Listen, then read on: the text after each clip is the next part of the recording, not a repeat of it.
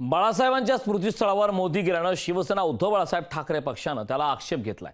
बाळासाहेबांचा पक्ष फोडल्यानं बाळासाहेबांनी त्यांना शाप दिल्याचा आरोप शिवसेना उद्धव बाळासाहेब ठाकरे पक्षानं केलाय।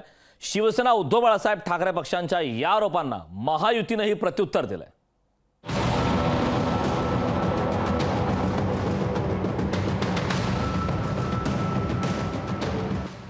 महायुतीची मुंबईतली सभा संपल्यानंतर पंतप्रधान नरेंद्र मोदींनी बाळासाहेब ठाकरेंच्या स्मृतीस्थळी जाऊन अभिवादन केलं।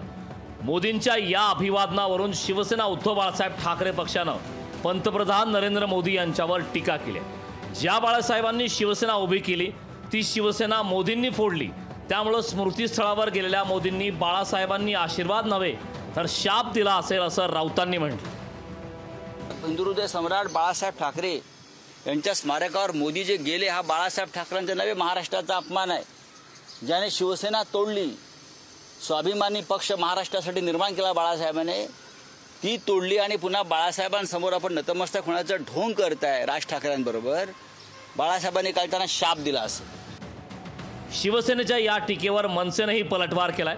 बाळासाहेबांच्या स्मृतीस्थळावर कोणीही गेलं की संजय राऊतांना का खुपतं असा सवाल मनसेने केलाय। बाळासाहेब ठाकरे कुणाची प्रॉपर्टी आहे का असा सवाल मनसेने उपस्थित केलाय। संजय राऊतांना अलीकडे काय झालं मला माहित नाही। बाळासाहेबांच्या स्मृतीस्थळावर कोणीही गेलं की अशा प्रकारच्या स्टेटमेंट हे शिवसेनेचे पदाधिकारी किंवा नेते देतात।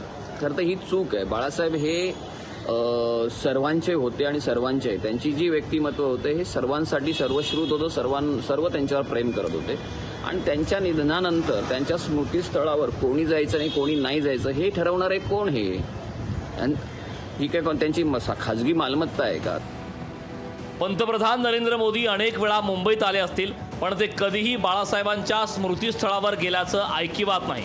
आता मुंबईची निवडणूक रंगात आली असताना मोदींचं स्मृतीस्थळावर जाणं यामागे श्रद्धा असावी, ही निव्वळ अंधश्रद्धा म्हणावी लागेल। ज्योत्सना गांगणे, लोकशाही मराठी, मुंबई। लोकशाही मराठी ऐका, पहा, जागरूक रहा।